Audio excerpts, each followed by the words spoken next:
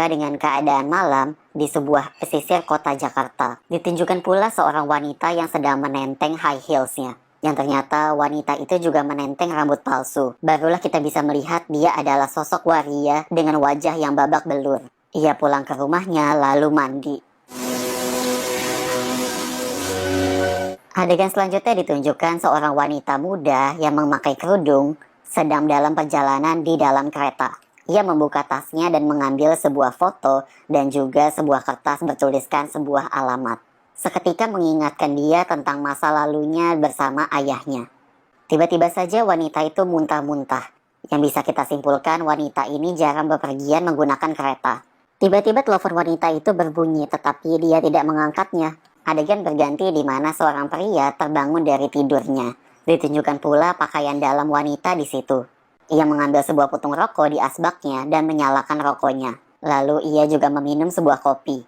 Wanita yang di dalam kereta tadi akhirnya sampai di tujuan. Jam sudah menunjukkan pukul 6 sore, di mana keadaan stasiun sedang ramai.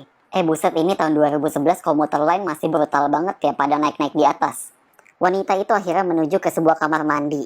Ya kamar mandi bisa mandi beneran. Di mana ia melihat sisa uang di dompetnya yang tersisa tinggal sedikit. Akhirnya wanita itu sholat di sebuah musola.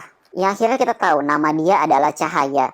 Ia sedang menelpon ibunya memberikan kabar bahwa dia baik-baik saja. Karena dia hanya ingin bertemu dengan ayahnya sendiri yang tidak pernah ia kenal sejak ia kecil. Bahkan ibunya selalu ngumpetin siapa ayahnya sebenarnya.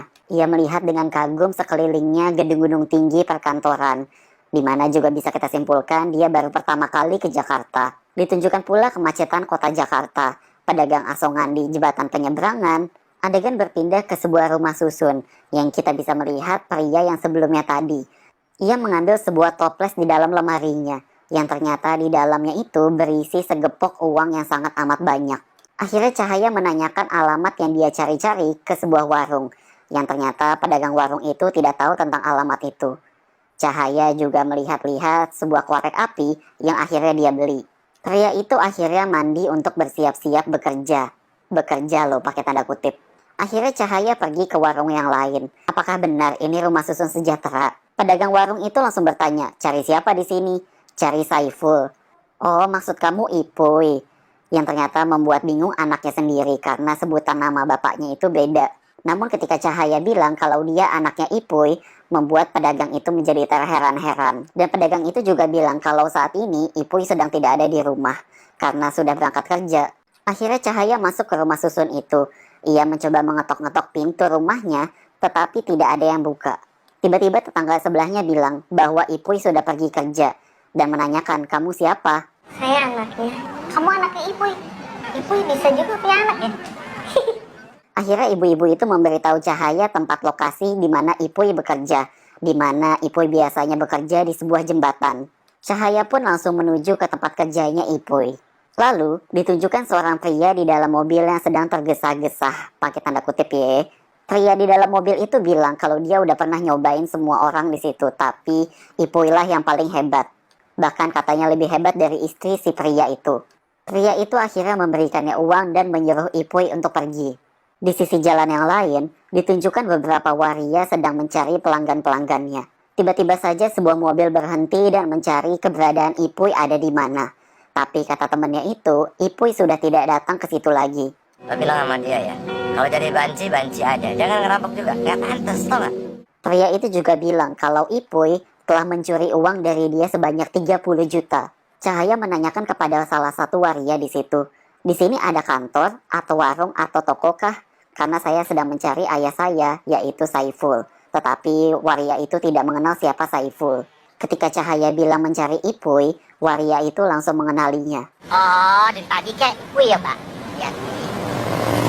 Cahaya mencoba mendekati Ipoy dan menghadapi kenyataan pahitnya. Tetapi Cahaya langsung berbalik badan dan pergi dari situ. Ipoy menanyakan kepada temannya, siapa tadi yang cariin gue? Hal itu membuat Ipoy penasaran karena wanita itu memanggil namanya dengan kata Pak Saiful. Ipoy langsung pergi mencari wanita itu. Sumpah dah ini diteriakin serem banget. Hei, perempuan! Ipoy yang penasaran langsung mempertanyakan siapa wanita itu. Tetapi Cahaya tidak menjawab siapa dia sebenarnya. Denger ya kuntilanak, gue tanya sekali lagi, siapa lo? Cahaya! Ipuy langsung kaget dan mempertanyakan kesini sama siapa, naik apa, dan di mana ibunya. Tetapi Cahaya kesini sendirian, naik kereta, dan tidak bilang-bilang ke ibunya dulu. Lalu Cahaya juga memberikan korek api yang dia beli sebelumnya kepada Ipuy. Seketika Cahaya langsung muntah-muntah karena efek masuk angin dan juga belum makan malam. Makanya kalau makan, makan nasi dan makan angin. Akhirnya Ipuy mengajak Cahaya untuk makan malam dan mempertanyakan untuk apa dia kesini. Cahaya bilang bahwa dia cuma pengen ketemu bapaknya saja untuk sekali ini saja. Seketika telepon Cahaya berdering tetapi ia tidak mengangkatnya. Tiba-tiba Ipuy menanyakan, kamu malu gak sih duduk sama bapak? Enggak kok. Pasti mereka heran. Ada banci duduk sama anak kecil, berjilbab pula. Seketika Cahaya ke kamar mandi untuk muntah-muntah lagi dan mencoba melepaskan kerudungnya. Di mana akhirnya Cahaya bilang, udah bisa ngobrol santai kan? Akhirnya mereka berdua mencoba mengobrol. Di mana Ipuy menanyakan udah kelas berapa, udah lulus SMA, baru mau kuliah, tapi belum ada biayanya. Seketika hal itu membuat Ipuy kaget. Jadi lu kesini mau minta uang? Yang sebenarnya Cahaya cuma ingin ketemu dengan bapaknya sendiri karena tidak pernah bertemu dengan bapaknya dari sejak umur 4 tahun. Ipuy juga bilang kalau ia selalu mengirimkan uang tiap bulan kepada ibunya Cahaya. Akhirnya mereka berdua keluar dari tempat makan itu, di mana Ipuy bilang mau melanjutkan kerjanya lagi dan menyuruh Cahaya untuk pulang dan memberikan ongkos pulang kepada Cahaya dan akan tetap mengirimkan uang tiap bulannya kepada mereka berdua. Akhirnya mereka berpisah di mana Ipuy melanjutkan kerjanya. Tetapi Ipuy pun langsung kabur ketika ada mobil yang datang. Yang ternyata mobil itu adalah mobil yang mencari Ipuy sebelumnya. Dari situlah akhirnya Ipuy bertemu dengan anaknya lagi. Ipuy bilang kepada Cahaya kalau dia akan menemani Cahaya selama 1 malam itu saja. Tetapi dengan satu syarat, di mana setelah malam itu, Cahaya tidak boleh bertemu dengan Ipuy lagi untuk selama-lamanya. Lu jalanin hidup lu, dan gue jalanin hidup gue. Di sisi lain, Ipuy juga tetap bertanggung jawab untuk membiayai kehidupan Cahaya dan juga ibunya di kampung. Akhirnya mereka berdua duduk di sebuah warung sambil mengobrol. Di mana Cahaya mempertanyakan apakah tidak ada pekerjaan lain selain pekerjaan ini. Tetapi Ipuy bersikeras bahwa menjadi waria bisa menghasilkan uang yang lebih banyak daripada menjadi supir atau tukang cuci. Di mana suasana sudah mulai cair ketika keduanya membahas tentang masa lalu mereka. Enggak, maksudnya seingat aku bapak suka nyanyi tapi suaranya jelek. Akhirnya, Ipuy meminjam ukulele ke warung itu dan mencoba menyanyi lagu Balonku Ada 5. Mereka akhirnya pergi ke sebuah pasar malam, di mana ada seorang pria yang memperhatikan Ipuy. Cahaya melihat Ipuy berbicara dengan pria itu dari kejauhan, yang dimana pria itu adalah pacar dari Ipuy. Pria itu kesal dengan Ipuy karena akhir-akhir ini dia sering menghilang. Ipuy juga bilang kalau saat ini dia sudah punya uang 30 juta untuk melakukan operasi plastik. Ipuy mencoba mencium pria itu di mana Cahaya melihat dari kejauhan. Ipuy juga bilang bahwa Cahaya hanyalah masa lalunya dia. Dan dia berjanji besok mereka akan langsung ke Surabaya untuk pergi dan melakukan operasi. Akhirnya mereka melanjutkan perjalanan lagi sambil mengobrol santai. Emangnya bapak sholat? Caranya aja gue udah lupa. Ipuy juga menanyakan hal yang sama kepada Cahaya, emangnya lo sholat?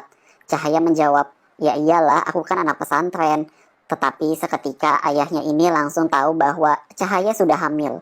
Ngaku lah, udah berapa bulan. Akhirnya Cahaya mengaku bahwa usia kandungannya sudah 8 minggu. Di mana Ipuy juga bilang bahwa Cahaya harus memberitahu kepada ibunya sendiri. Tetapi semakin lama pertanyaan-pertanyaan Cahaya malah menyinggung Ipuy. Pak, aku ini lagi hamil pak. Kasih aku satu alasan kenapa aku gak harus gugurin kandungan ini. Sedangkan bapak punya anak aja ditinggalin. Akhirnya keduanya mencoba menenangkan diri. Di mana Ipuy menceritakan tentang masa lalu dia ketika bertemu dengan ibunya Cahaya. Bahwa Ipuy bilang kalau siang hari dia bekerja sebagai kuli bangunan, tetapi di malam harinya bekerja sebagai waria, yang akhirnya membuat hubungan keduanya menjadi kandas.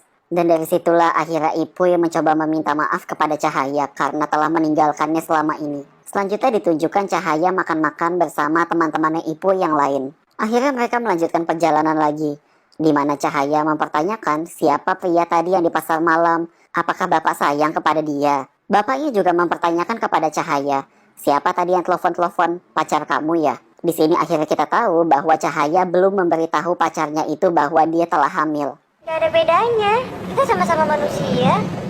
Bapaknya juga bilang kepada Cahaya, jangan pernah kabur dari masalah. Seketika telepon Cahaya pun berdering, dan bapaknya menyuruh Cahaya untuk mengangkatnya.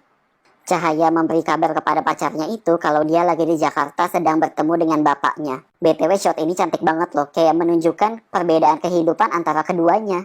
Mereka berdua melanjutkan perjalanannya, menunjukkan kedekatannya, bahkan sudah tidak malu-malu lagi.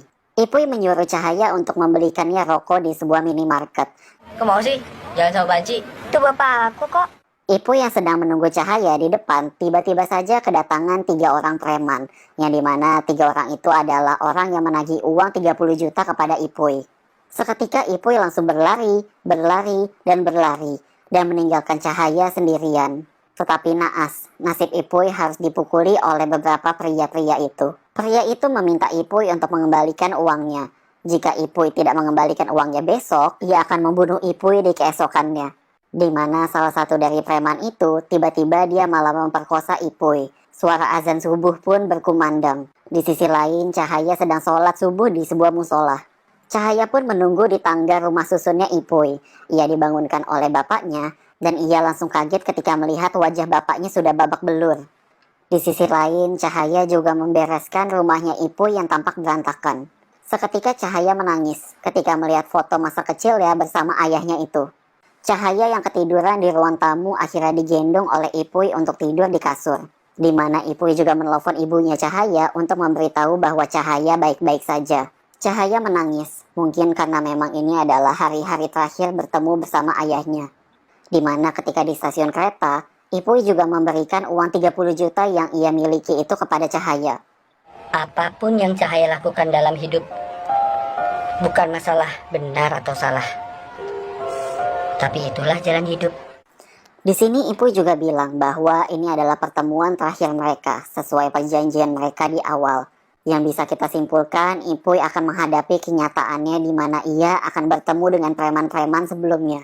Mereka berdua akhirnya berpelukan dan berpisah, sebagaimana anak dan ayah berpisah. Dan film pun habis dengan adegan flashback tentang masa lalu mereka.